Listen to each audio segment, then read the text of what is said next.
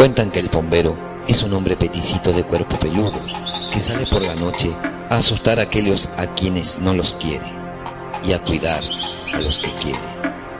Se le pone en el horno hierba, miel, tabaco y caña para hacerse querer por él.